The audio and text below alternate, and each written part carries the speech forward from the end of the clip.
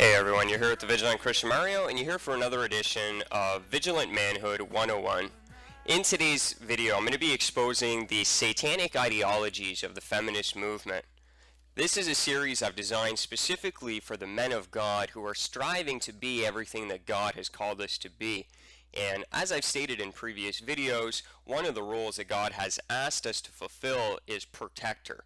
So we need to protect our families and our wives and our children from these negative influences that would come and destroy that. Now, the feminist movement is largely responsible for the destruction of families, marriages, and the divine order that God has established in His holy word. This is not going to be a popular teaching. I can already see the amount of dislikes from women who have been affected by this type of conditioning. But this is not a popularity contest for me. All I'm trying to do is give you the truth as it is stated in God's word. And I know this will be very upsetting to a lot of women out there. So I do ask those women to at least give me a chance. I'm going to create two videos for this one, so please watch this one and the other one as well before you create a conclusion on this subject matter. I'm going to be playing in the first part of this video a clip that I found from Pastor John MacArthur, who talks and exposes the feminist movement, and there's also a clip from Aaron Russo, who was interviewed by Alex Jones, and they're going to expose some very important points. So in the first video, I'm just going to go ahead and play this video clip for you, and then in part two, I'm going to go through my perspective and a little bit more go in depth with you on this subject matter. So please have an open heart, have an open mind, and take into consideration that we live in a satanically brainwashed and conditioned culture, and that truth is very hard for us to grasp because of this social conditioning that's taking place. So be open-minded, and my prayer is that the truth would open your eyes and your ears to what God has established so that we can bring this back into our lives. So God bless each and every one of you, and I'll see you in part two for my breakdown and analysis. God bless. But it's amazing to me how confused women are today, even in the church, about their role. And they are confused because there is a massive effort. The troops have been sent out from the fortress called the feminist agenda to spread their philosophy throughout this society. Radical feminism has so brainwashed our culture that church leaders and church members have even capitulated to the lies. And as a result, marriage and the family, the primary building blocks of social and moral order, are in shambles. Much of this can be laid at the feet of the feminist movement because it has overturned the thinking of women so dramatically that they have abandoned their God-intended role, and consequently, the family has felt the consequences. Untaught Christians have become prey to the ideology of the feminists. And frankly, most of us probably have no real idea of what the feminist agenda is at its core. It is frightening and it is fatal. What the public sees is that women want equal pay. What the public sees is that women want to be free from certain social strictures. But the real agenda is much more serious. Listen to it. Gloria Steinem, editor of Ms. Magazine, quote, "By the year 2000, we will, I hope, raise our children to believe in human potential, not God." Satan's ideologies can't ever just stop with social issues. They always go to theological ones. Radical feminist leader Sheila Cronin, and you've heard the name, I've heard it so many times, she says this: "Since marriage constitutes slavery for women, it is clear that the women's movement must concentrate on attacking this institution.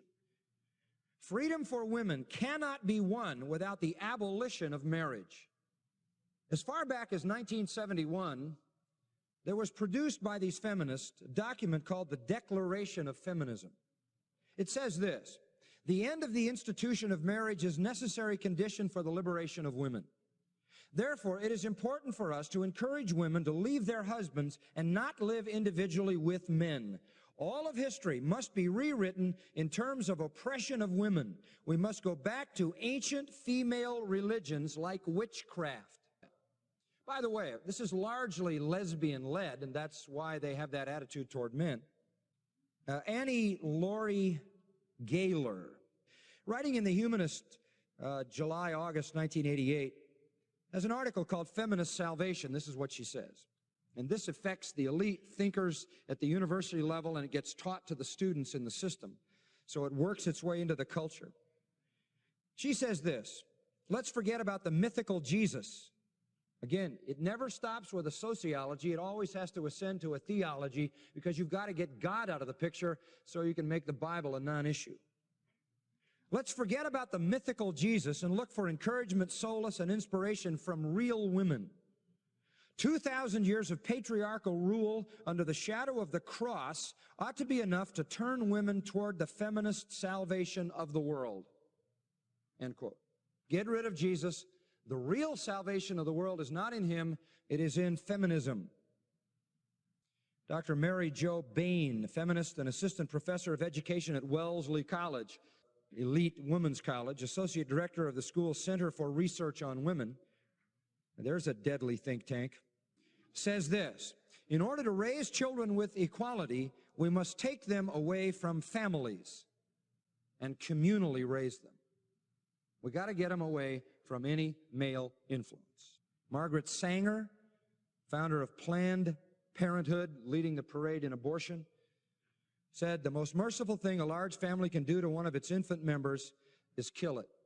Now, the reason we have to take these ideas seriously is because they constitute the fortress. They constitute the speculations, the ideologies, the proud intellectualism that is erected in this culture and has a formidable place. They are influencing law. They are influencing the courts. They have a massive influence on education. All you have to do is realize that this is how the university system thinks. That's where the school teachers are all trained, and you see how it filters all the way down through the educational system. They're creating laws at the highest level in our land, laws we have to live by, laws that are obliterating all sense of historic culture. They're being taught through every avenue to our young people, and even Christians, as I said, are falling under the spell of the feminists. Sheila Cronin, again, one of their most respected leaders, says, since marriage constitutes slavery, we have to attack marriage. Attack marriage. And from the National Organization of Women Times, the simple fact is, every woman must be willing to be recognized as a lesbian before she is fully feminine. This isn't something philosophical. This is something theological. But it's not just philosophical, social, and theological. It's moral. What you've got here is the perversion of lesbianism mixed with all of this ideology driving something that is at every point satanic. From the standpoint of the social, it destroys the family. From the standpoint of the theological, it destroys God. From the standpoint of the moral, it destroys the normal human relationship and replaces it with an abnormal, wicked homosexuality. Now, most people would say this is new. This is a new movement. This is something brand new. But the truth is, it is very, very old. Very old. Feminism, with all its assorted features, is an old heresy, meant to destroy God's design on every front. It is an ancient form of paganism. In fact, the best way to understand it is that it is a repackaging of what we know, if we study church history and the history of religion, ethnology, the history of peoples. This is what could be called ancient Gnosticism. Gnosticism is from the Greek word gnosis, to know. In ancient times, there were always people who said they had the higher knowledge. They were in the know. They had ascended beyond the mundane, the frivolous, trivial, low-level thinking. We're getting assaulted always by those who have the higher knowledge, the secret knowledge, the elevated knowledge. But Gnosticism was more than just a sort of generic idea that you could have superior knowledge to Christianity to make Christianity look base and simplistic and foolish. best way to understand it, is a broad term to describe false anti-God religion. They would say that's the simple, basic, foolish stuff that the Bible teaches, but the ascended knowledge is far beyond that. We call it today the New Age, but it's the Old Age.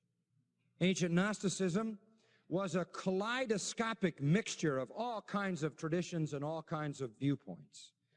It had the rationalism of the Greek West, it had the mysticism of the Eastern religions, and it was all mixed up, and we see it today replicated in the New Age philosophy. The parallels, by the way, are very, very striking. Well, one of the things they told me was that he was at the house one night, and we were talking, and he started laughing. He said, "Aaron, what do you think women's liberation was about?"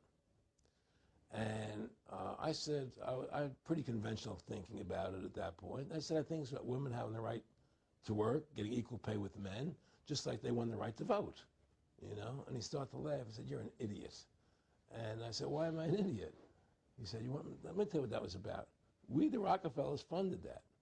We funded Women's Lib, you know? And we're the ones who got all over the newspapers and television, the Rockefeller Foundation. He says, "And you want to know why?" He says, "There were two primary reasons. And they were, one reason was we couldn't tax half the population before Women's Lib. And the second reason was now we get the kids in school at an early age. We can indoctrinate the kids how to think. It breaks up the family. The kids start looking at the state as the family, as the school, as the officials, as their family, not as the parents teaching them." And so those are the two primary reasons for Women's Lib, which I thought up to that point was a noble thing. You know, when I saw their intentions behind it, where they were coming from when they created it, the thought of it, I saw the evil behind what I thought was a noble venture. Aaron, did you know that Gloria Steinem, in one of her own books, now admits the CIA funded Miss Magazine? No, I had no idea about that. No, I never heard that. Yeah, we're going to... CIA funded Miss Magazine? Funded Miss Magazine with the stated goal of taxing women and breaking up the family. No kidding. I never heard that. Well, Nick told me. I mean, I know it, but not because I know the CIA was involved in it. Well, Gloria Steinem was proud of it. Oh, the CIA wanted to help women. No kidding. So they funded it, yeah.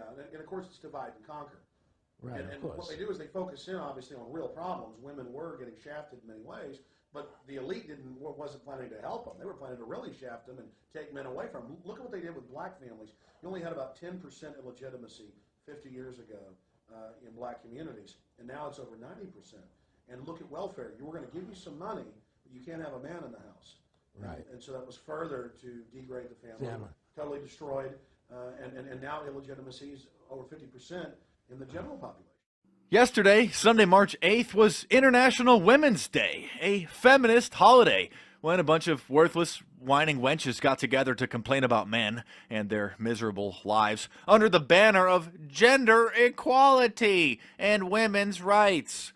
This video is part of my new series on feminism. I have created a playlist so you can check out some of the previous videos on the subject. The International Women's Day was also marked by Hillary Clinton starting a new campaign and posting this bizarre YouTube video on her Bill and Hillary Foundation YouTube channel called Not There Yet, calling for gender equality in terms of pay. Women aren't getting paid as much as men. Well, maybe, men, should get paid more, actually. We pay for 90 to 99% of the things that we do in a relationship. We bear the overwhelming burden for financing the relationships. But I agree with the feminists. There's so much sexism in the workforce that we need to take a stand up against it now. Women, we need more women bricklayers. Feminists, we need more female tree trimmers. We need women to break their backs pouring concrete. Feminists, we need you to get grease under your fingernails working as mechanics. Women need to become hazardous waste disposers. There's not enough tuna fisher women. Tuna fisher men, by the way, one of the most dangerous jobs. Women need to start filling these dangerous positions that us poor men have been stuck doing all these years. Come on, feminists. The time for gender equality in the workforce is now. Happy International Women's Day. Hey, speaking of equality, when's International Men's Day? Right? Feminism, by the way, is an Illuminati plan to break down the family, to encourage the mindless women to rebel against the evil male-dominated patriarch.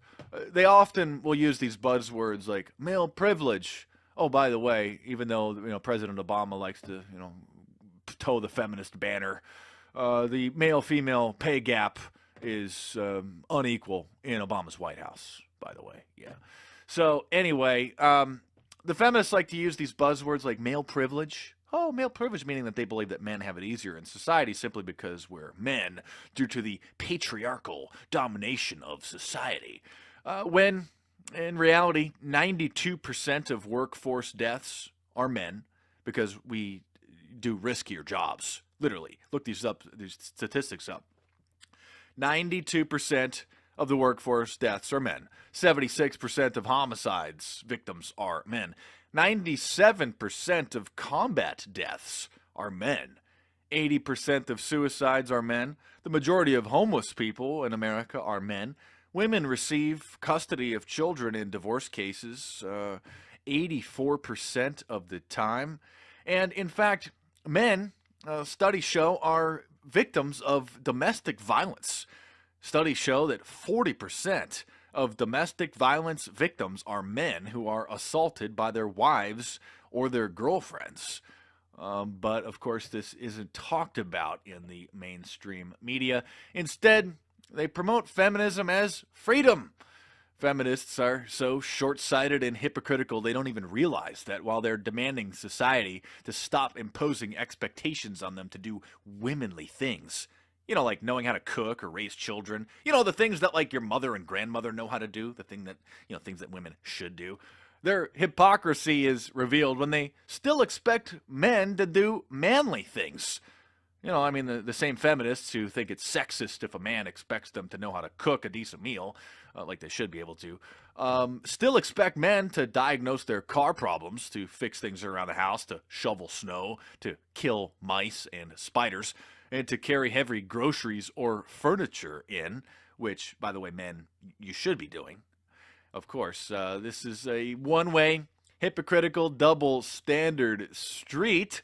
And in fact, what feminists don't like to talk about is the fact that men actually make more money, the fact that men, appear to rule the world.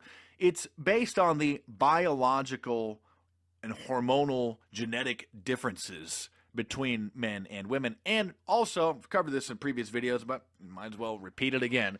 In the very popular human sexuality book by David Buss called The Evolution of Desire, he outlines why it is that men actually dominate resources in the world. And it's because that's what women want. So over the last tens of thousands of generations, men strive to become successful, ambitious, to have a lot of resources because these strategies get them the women. That's in layman's terms. David Buss puts it in a little bit more scientific terms when he says, quote, women's preferences for a successful, ambitious, and resourceful mate and men's competitive mating strategies evolved together. These strategies include risk-taking, status-striving, derogatation of competitors, coalition forming, and an array of individual efforts aimed at besting other men on the dimensions that women desire. The intertwining of these co-evolved mechanisms in men and women created the conditions for men to dominate in the domain of resources. I could just go on and on. Do I need to? Should I talk about Adam Weishaupt's original writings where they encouraged women to rebel without knowing so they would be working for the Illuminati? Oh, that's what the original writings say. Yeah. They will be freed from any one bond of constraint.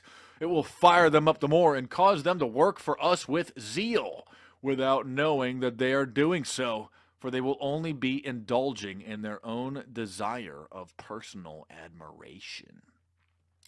Yes, feminism not only has waged war against men, but also women, against real women. Women that like to do womanly things. Like raise their children or cook for their man. Like the star of The Big Bang Theory, Kaylee Cuoco, had to apologize after she said she wasn't a feminist when the radical feminist blogs started attacking her when she said that she likes to cook for her husband a couple nights a week. How dare she like to cook? She's a victim of the male-dominated patriarchal society.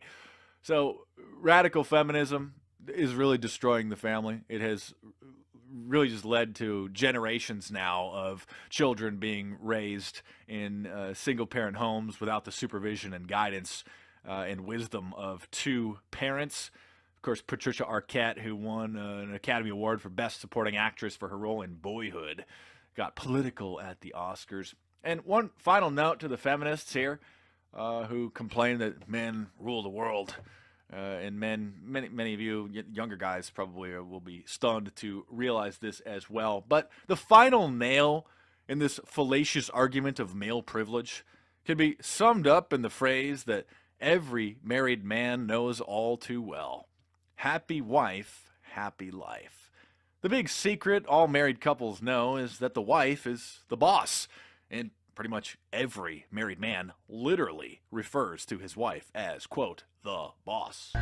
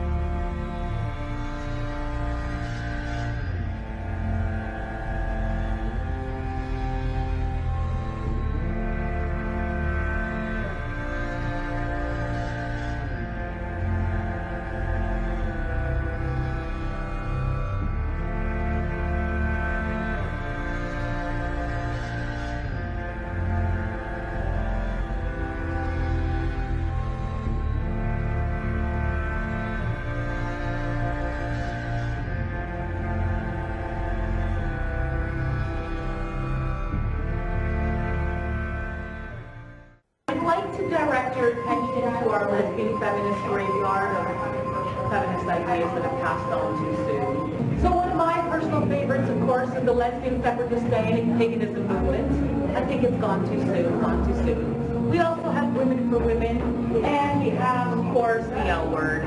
So just a few lesbian feminist ideas that we wish were still here. We've got some mirrors. Does anybody here at this point feel like looking at their own vagina? What would that entail? Well, you'd have to put your dress down, I suppose, and have a look at your vagina.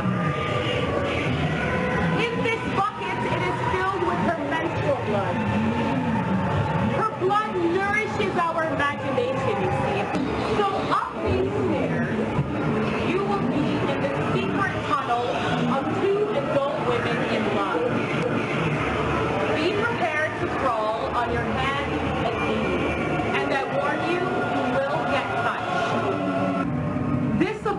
Is our ball-busting room. Balls are symbolic of multiple interwoven oppressions that emerge under the rule of patriarchy.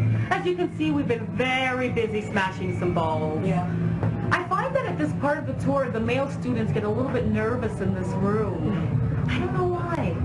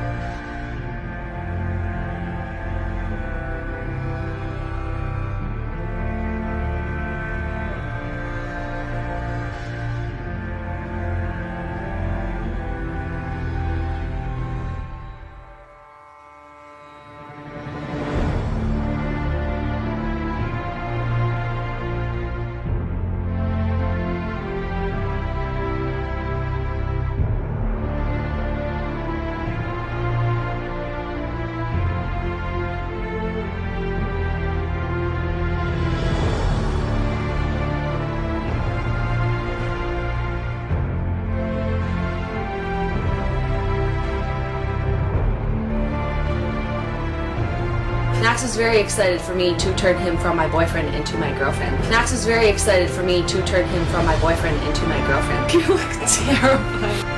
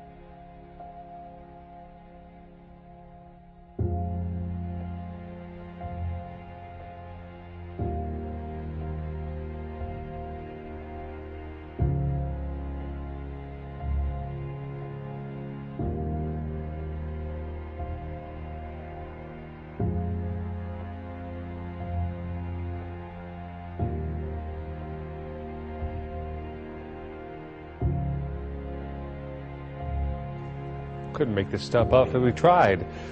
So not everyone is okay with the story we brought you last week. Pole dancing for Jesus. True story.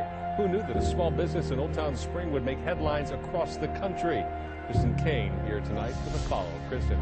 Well, Tom, pole dancing for Jesus, it's a controversial topic that's being debated around the world right now. It seems to have hit almost every type of media, from TV news and radio to newspapers and the internet.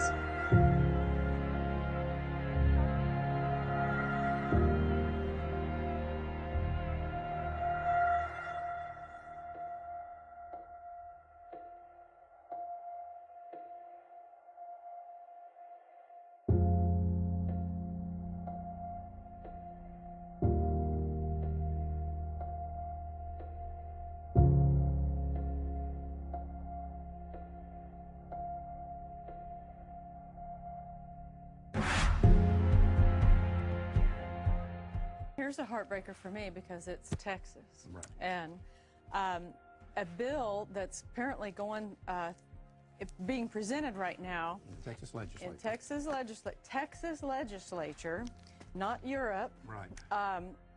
If lawmakers approve this bill, then moms who kill their babies, up to 1 year, mind you, can get off because of postpartum psychosis. Postpartum depression will be a defense for murdering a baby up to a year. So, like about the time that baby's pulling up to stand up and look around and and it undoes me to think that could happen here. But one of the proponents of it, who defended, remember our friend Andrea Yates, says it's something every civilized country has on its books. It's nice. It's real civilized, isn't it?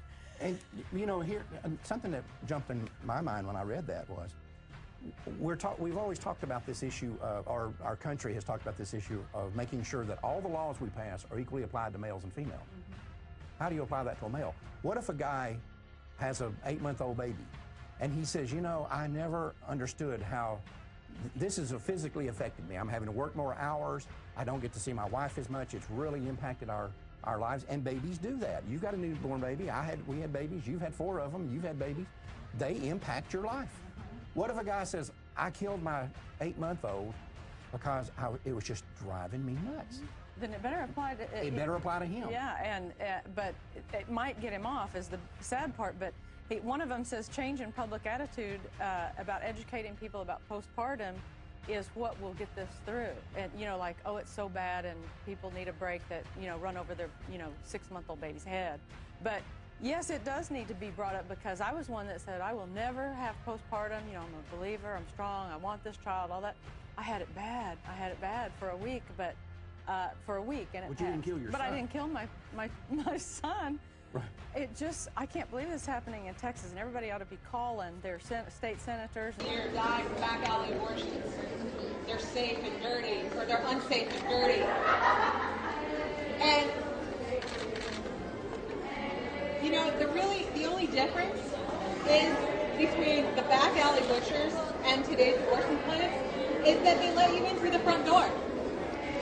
The procedure's the same, the instruments are the same, they let you in through the front door.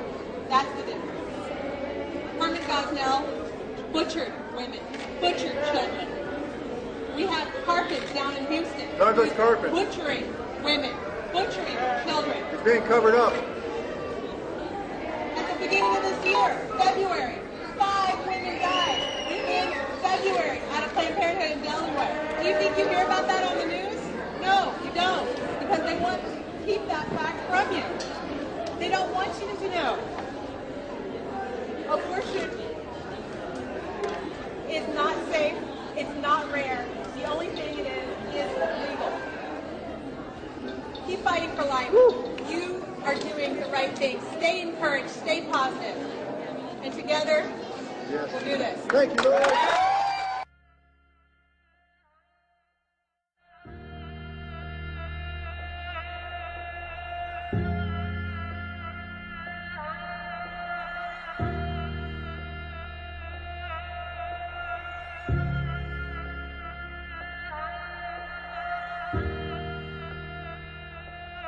May I ask you, if this had been a 31-year-old man with a teen student, a 16-year-old girl, would you still have referred to it as fooling around?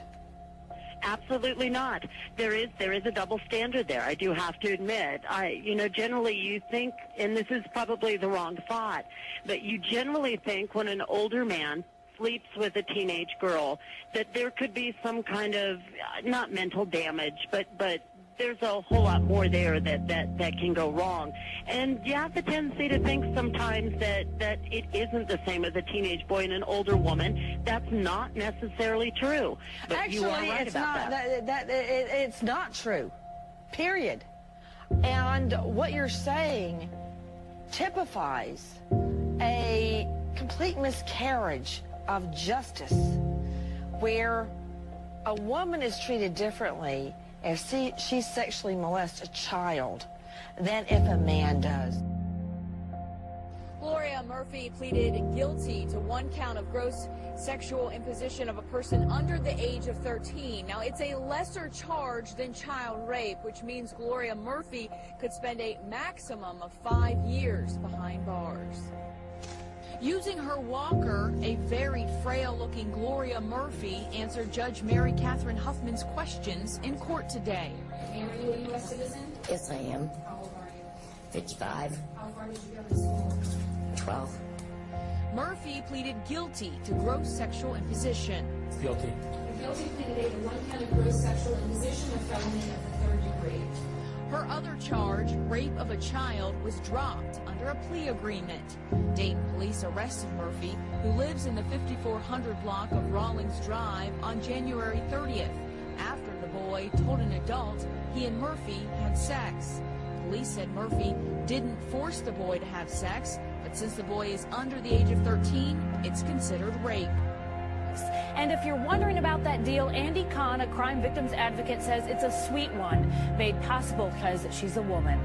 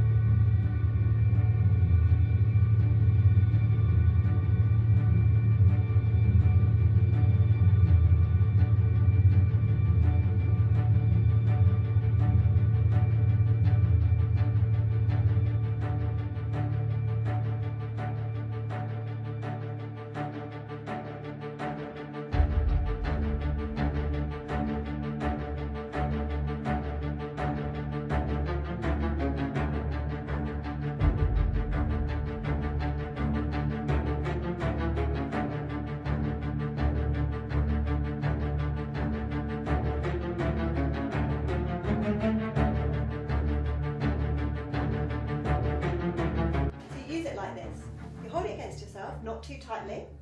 Think about gravity, because the wee's got to come down, and then mind over matter. Just relax. It's really easy. And once you've practiced in the shower, you'll just have it. You'll feel really liberated. The first time you use it, you'll be laughing. You can do it with one hand. Some people who are really practiced can do it with no hands. Because once you've got it in your fly, if you've got your zip quite far pulled up, it just holds itself in place. So you're not going to get wee on your hands, because the wee will then flow out the end nice and easily. If you've got loads of bulky clothing on, perhaps if you're mountaineering, or even if it's just winter and you've got loads of bulky jackets and trousers and tights, put the extension pipe on the end, because then the extension pipe gives it a bit of extra length. It's also great to compete with the boys. So you've got the extra length, so the wee will be even further away from your hands at the top, so there's no worry about getting it on your hands.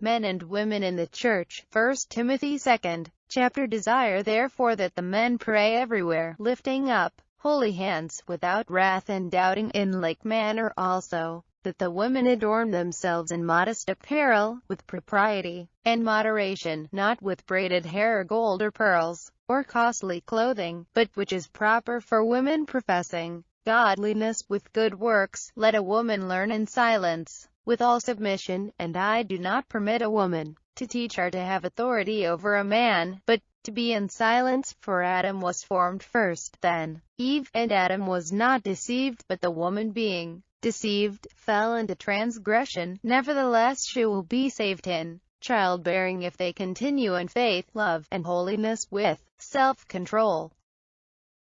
Order in church meetings. How is it then, brethren, whenever you come together, each of you has a psalm, has a teaching, has a tongue, has a revelation, has an interpretation? Let all things be done for edification. If anyone speaks in a tongue, let there be 2 or at the most 3, each in turn, and let one interpret. But if there is no interpreter, let him keep silent in church, and let him speak to himself and to God. Let 2 or 3 prophets speak, and let the others judge. But if anything is revealed to another who sits by, let the first keep silent. For you can all prophesy one by one, that all may learn and all may be encouraged, and the spirits of the prophets are subject to the prophets. For God is not the author of confusion but of peace, as in all the churches of the saints. Let your women keep silent in the churches, for they are not permitted to speak, but they are to be submissive, as the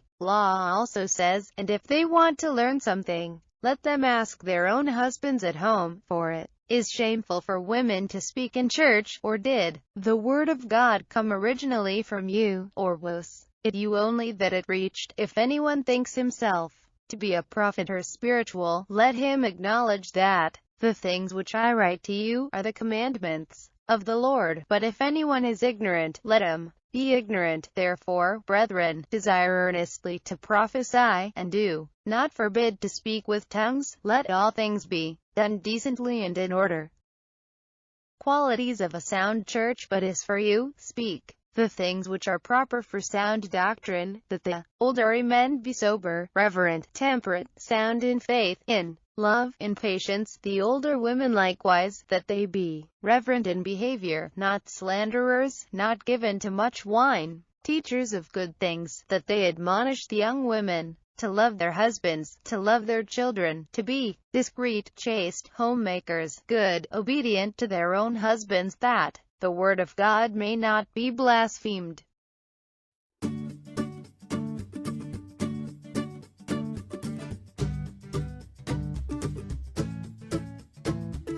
Tell you what my point of view is and why I have this point of view and why I do not identify myself as a feminist. Let's take the Trinity for example. The Trinity is the Father, the Son, and the Holy Spirit. Now, they are all the same person, as you would know if you know the Bible quite well, and they are seen as equal, but they have different roles.